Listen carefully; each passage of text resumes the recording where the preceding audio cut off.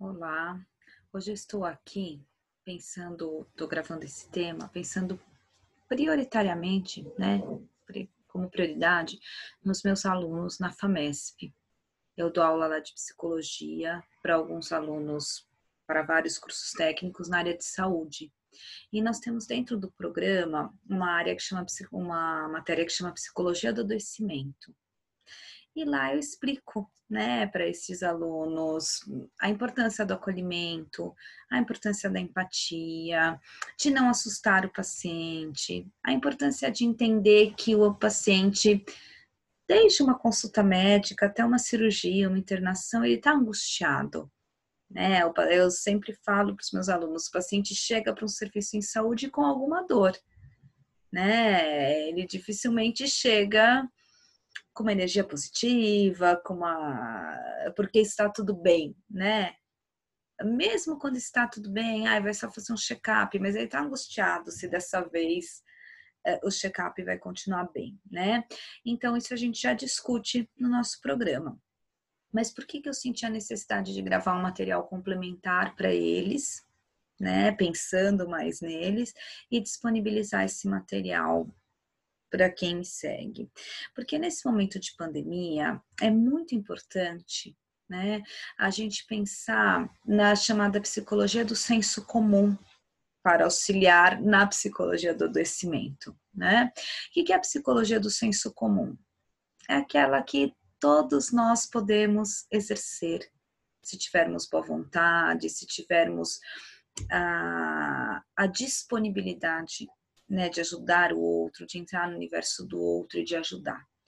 Em tempos de pandemia, nem sempre a gente sabe como fazer isso, né? Às vezes existe a disponibilidade em fazer isso, em ajudar o próximo, em não angustiar o próximo, em deixar o próximo mais leve e até a nós mesmos. Mas em meio a tantas notícias, a tantas coisas que estão acontecendo, como fica difícil, né? Então, eu acho que uma coisa importantíssima, né, que eu diria assim para a gente começar a pensar, é a seguinte: a situação já é difícil, já é tensa. Não vamos deixar mais difícil, mais tensa, mais pesada, né? Então, assim, atenção a algumas falas. Existe um mapeamento do que é grupo de risco, de quem está no grupo de risco, né? Até para que essas pessoas se cuidem mais, não é verdade? E para que quando saia uma vacina, que esperamos que esteja próximo, quando saia uma vacina, quando tem algum recurso, essas pessoas tenham uma certa prioridade, porque a gente sabe que não vai dar para produzir assim, né, para todo mundo. Mas vamos combinar que é relativo até ao grupo de risco, né?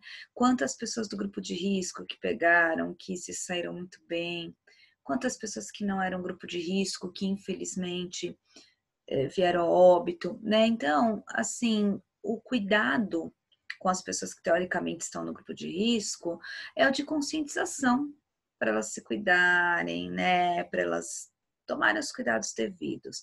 Mas de vez em quando eu escuto algumas falas, né? Assim, olha, não sai de casa de jeito nenhum, porque o senhor já tem diabetes, já tem não sei o quê, se o senhor pegar, o senhor morreu, né? Poxa, será que precisa, né? Será que essa pessoa já não sabe que a idade que ela tem, o risco que ela tem? Será que essa pessoa já não está se cuidando? Ou alguém já não está cuidando dela, né? Então, assim, vamos evitar esse terrorismo, até pautado numa mentira, né? Porque quem somos nós para saber se a pessoa pegar que ela vai morrer, né? Então, assim, não, olha, o senhor se cuida, né? No que eu posso ajudar, no que eu posso orientar. É essa conduta, né? Então, acho que esse é um ponto. Um outro ponto importante é evitar julgamentos. Aquela pessoa que aparentemente não está se cuidando, pode ser porque ela já tenha um outro tipo de adoecimento, que faz com que ela não suporte um certo cuidado e nem suporte ficar em casa, ou às vezes nem pode ficar em casa, tem um trabalho que não pode ser home office, né? Então a gente tem pessoas que são extremamente depressivas, né? Que não se cuidam, que não tem aquele ímpeto de se cuidar por uma questão psicológica. A gente tem pessoas com doenças respiratórias que justamente fazem com que a gente se preocupe, mas que ao mesmo tempo ela não vai conseguir usar máscara o dia inteiro, se ela tiver que trabalhar um dia inteiro, vai faltar o ar por conta da máscara, né? Então, assim, menos julgamento, né? Mais olhar para o outro, conversar com o outro, se colocar no lugar dele, entender a vida na perspectiva dele, olhar a coisa como ele está olhando, porque aí você vai ter uma palavra melhor para dar, você vai ter um direcionamento melhor para dar, né? Ao invés de assim, pô, o cara tá com a máscara no pescoço, duh, né? Não, vamos entender o que é que está acontecendo, né? O que falta de informação. Existe no nosso país até um déficit educacional mesmo, né? Então, quando a gente fala assim, tem gente que ainda não está entendendo, tem gente que ainda não acordou. Realmente, tem gente, tô falando do nosso país, porque eu moro aqui, porque eu conheço, talvez, claro, em outros lugares do mundo também. Tem gente que é incapaz, por razões educacionais mesmo, de entender que um vírus, assim, que ninguém tá vendo, pode fazer tão mal, né? Então, o que nós precisamos? Conscientizar uns aos outros, nos ajudar nesse sentido da conscientização, mas sem julgamento e sem terrorismo, né? Então, assim, não, porque se você não usar máscara, você morre, você não sei o quê. Calma, né? Vamos orientar de maneira que a pessoa consiga entender, porque aí ela tem mais chance de usar, né? Ela tem mais chance de se favorecer, né? Então, esse acho que é um outro ponto, assim, bastante importante, né? E um ponto importantíssimo, isso aqui, ó, né? Celular, computador, redes sociais, né? Uma coisa é levar uma informação relevante, por mais que ela seja ruim. Nós sabemos que nesse momento tem notícias angustiantes de ouvir, mas que têm que ser dadas. Tem coisas que as pessoas têm que ter conhecimento para que elas se cuidem melhor, né? Agora, eu ainda continuo sem entender, tá? Se alguém entender, me explica aí. Eu ainda continuo sem entender por que tem gente assim preocupada em jogar o terror, né? Então a pessoa não manda uma notícia assim de vitória. Sabemos que o número de óbitos está alto, sabemos que o mundo está em dor, mas a pessoa não manda uma notícia assim que o número de vencedores é estrondosamente maior, né? Ela manda só o número de óbitos, né? A pessoa explica, né? Até médicos mesmo já fizeram explicações a respeito do que é intubação, de que não é algo tão simples quanto a gente pensava talvez no início e tal. Mas hoje já é uma informação sabida. Hoje já é uma informação que talvez não precisasse ficar circulando, né? As pessoas às vezes colocam para circular e ainda assim, tá vendo, né? Tá vendo o terror, né? Tá vendo? Se pegar é o fim, né? Quando algumas pessoas não podem estar home office, né? Quando algumas pessoas não podem tomar os cuidados devidos. Então, quem pode vai tomando e um vai ajudando o outro e a gente continua num caminho de vitória. É isso que eu falo também da informação negativa. As pessoas não estão falando do caminho de vitória, né? Nós estamos num caminho de vitória. Enquanto sociedade, enquanto mundo, nós estamos. A gente sabe que existe uma sujeira por trás, a gente sabe que de repente quando a vacina sair, alguns países vão ser priorizados, a gente sabe tudo isso. Mas a sociedade está vencendo como um todo, né? E aí eu não tenho motivo nenhum para pôr Ah, é porque eu tô sendo super disciplinada, então meu mérito é maior do que o outro que tá fazendo não sei o quê. Não, a gente precisa entender. A gente precisa entender que a sociedade está vencendo, não é mesmo?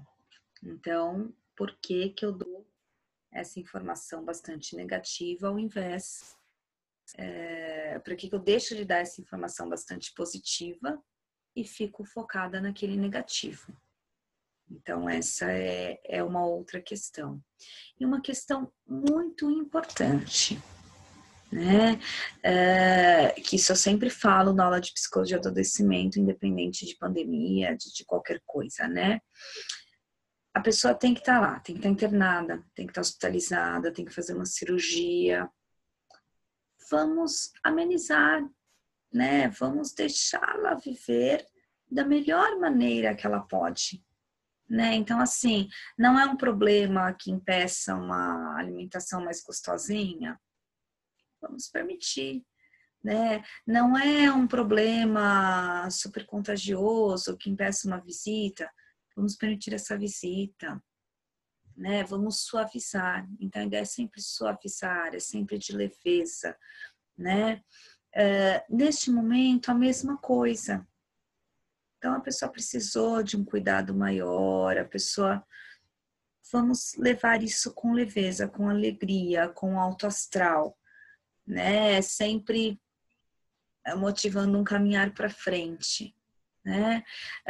A pessoa nem tá com a doença, a pessoa tá bem, a pessoa tá sem sintoma, tá fazendo um passeio possível, um passeio relativamente seguro. Por que que tem o julgamento? Né? A pessoa está fazendo um passeio altamente arriscado. Vamos orientar, né? Então, a ideia, gente, é entender tudo isso, na verdade, para dizer o quê? O pânico, ele baixa mais a imunidade. Então, toda vez que a gente vai lidar com o tema doença, internação, consulta médica, exames, de uma maneira que a gente pode aterrorizar, a gente está fazendo mal para esse paciente. A gente está fazendo mal para essa pessoa. Então, a ideia é outra, né? Que a gente consiga trabalhar de outra forma.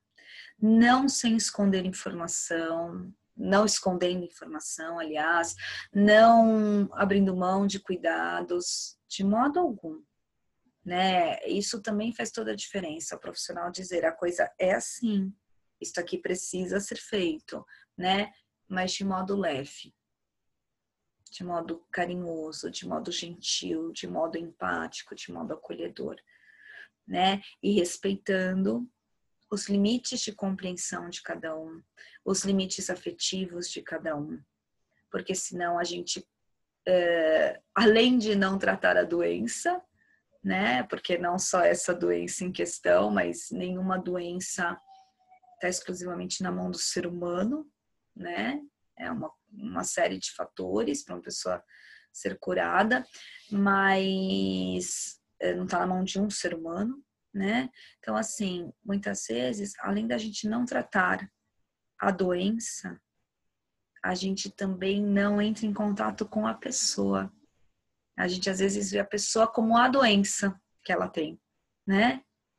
Não, nós precisamos nos ver como pessoas, certo?